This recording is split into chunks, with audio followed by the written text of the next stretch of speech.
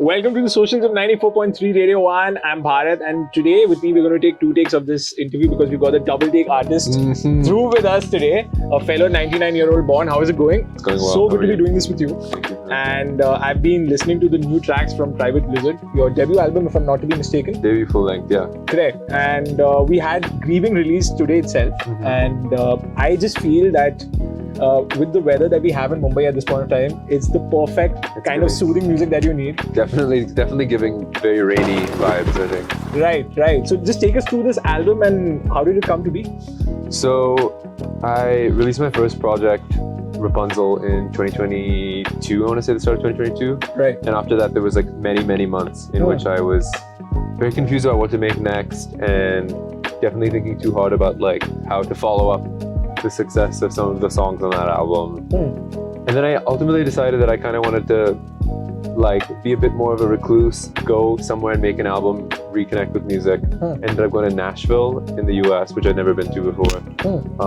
And over there, that's kind of where it started. And so we were making, like, I would go there for a couple of months at a time, go back home, go back, make it for a couple of months at a time, and be there about 2 or 3 times, and then had the full album done by the end of last year, pretty much.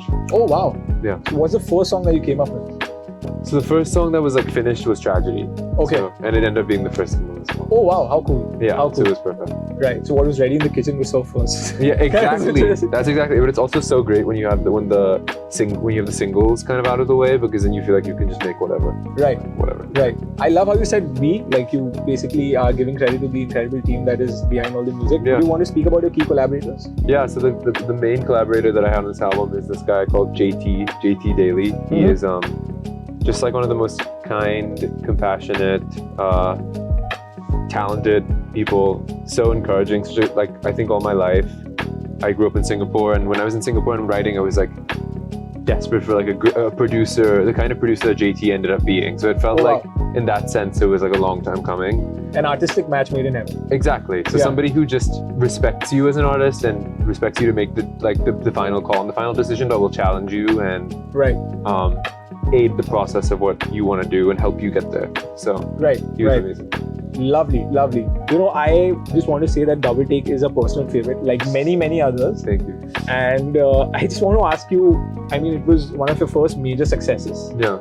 How did that empower you for your musical innovations moving forward when that came out, the response to it? Thinking back to how I made it at a time where there was nothing, there was no industry, it was just me and my friends.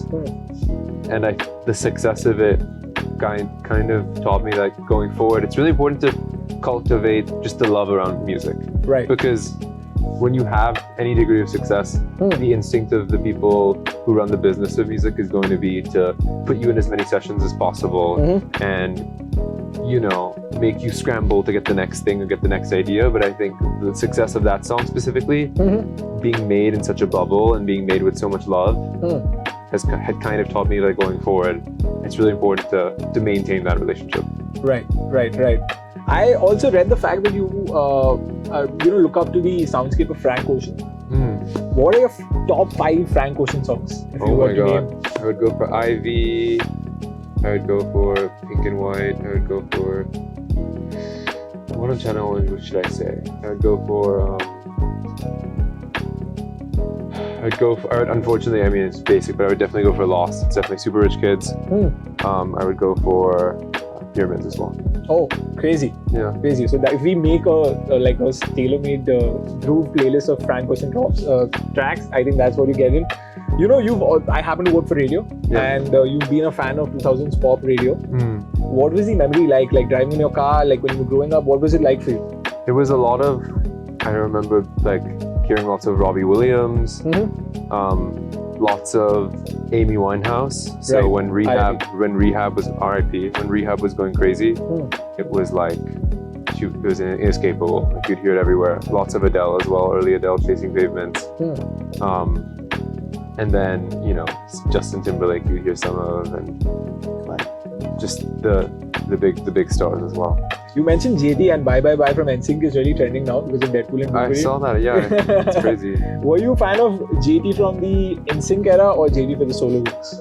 I think I don't think I was. I'm not super familiar with the NSYNC era at all. It was the solo works and the early stuff. Like the recent stuff, I haven't really been. Really? So the mirrors and all of that?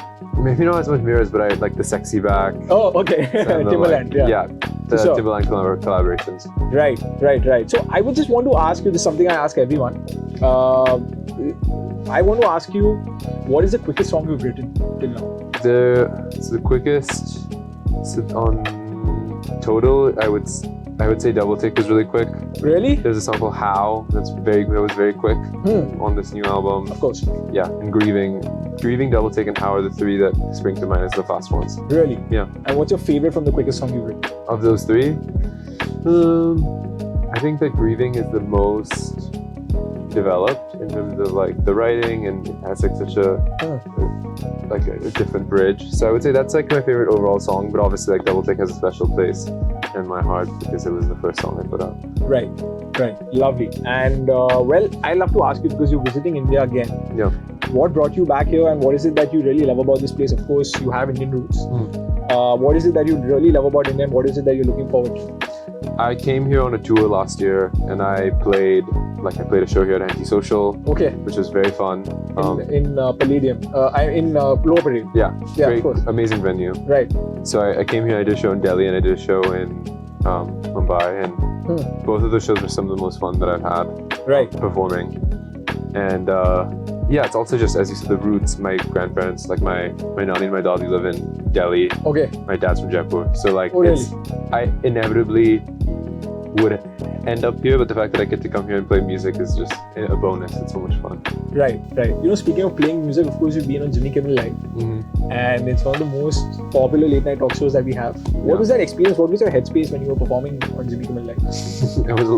I was stressed out. Not gonna Oh, lie. really? Yeah, one of those, like his name, like Jimmy Kimmel, Jimmy Khan. When you're like, I grew up in Singapore, and you grow up far from the US, it sounds like a myth, right? Like those names are like mythical almost. Right. So to be playing on the show and to be like, yeah, doing just something that you've always hoped and dreamed that you'd be able to do at some point. It's kind of fun, but also like, oh my god, like let me not mess this up. Right. Yeah. Right. But I don't think you did. I mean, it was quite a brilliant performance. Thank you so The much. comments suggest so, and I personally feel so. I'd like to ask you, of course, you met Prateek Kuhad. What was that experience, you know? The balladeer and singer-songwriter is really making waves. Barack Obama wants to listen to his tracks. What was your experience meeting him? I love him. He's like he's become a friend of mine. So we met up in India last year. So right before I played my Delhi show, I met up with him. But then I was in like Nashville making this album, and Prateek was in Nashville working on music, and so we just ended up hanging out there as well. Right. And he's just such a great artist. Like the way that he thinks about his music, the way that he approaches making an album, his advice. Like he's just a great person, and he's such a chill guy as well. Right. So. Right. Yeah. You know, speaking of your Indian roots, is my last question for you. What is that message that you have for your Indian fan? What is it that you'd like to say that's in store from your soundscape, from Private Blizzard?